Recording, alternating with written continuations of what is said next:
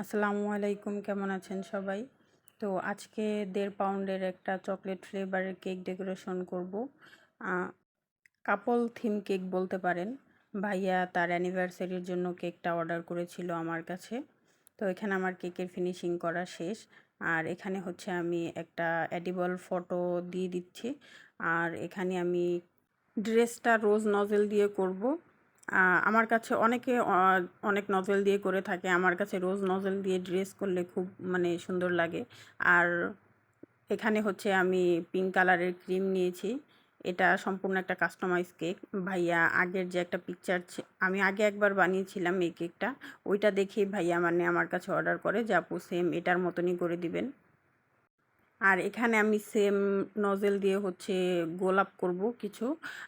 গোলাপগুলো হচ্ছে আমি উপরে দিয়ে দিব। প্রায় 5-6টার মতো রোজ করব এখানে। আর অনেক গরম, যার জন্য হচ্ছে পাপড়িগুলো একটু বাঁকা হয়ে যাচ্ছিল সাইড দিয়ে। তো এর জন্য হচ্ছে আমি একটু তাড়াহুড়ো করেই করছিলাম। আসলে কাস্টমাইজ কেকগুলো করতে একটু কষ্ট টাইপেরই হয়, কারণ যেটা নিজেই আরেকবার করি ওইটাই দ্বিতীয়বার করতে গেলে হচ্ছে সেমভাবে হয় না। আর অন্য জায়গা থেকে পিকচার দিলে ওইটা তো আরও একটু সমস্যা হয়ে যায়।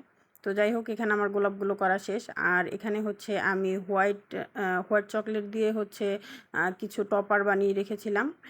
এখানে হচ্ছে একটা টপার বসানোর পর হচ্ছে একটু ভেঙে গেছিলো। যাই হোক, আমি ওইটাকে পরে আবার হাত দিয়ে একটু সমান করে দিয়েছিলাম। আর এখানে হচ্ছে আপু আমাকে যেটা যেটা লিখতে বলেছিল আমি লিখে নিয়েছিলাম। আর হচ্ছে কিছু সুগার বল দিয়ে দিব সামনে দিয়ে। আর যে কোনো কেকে সুগার বল দিলে হচ্ছে কেকের সৌন্দর্যটা অনেকটা বেড়ে যায়।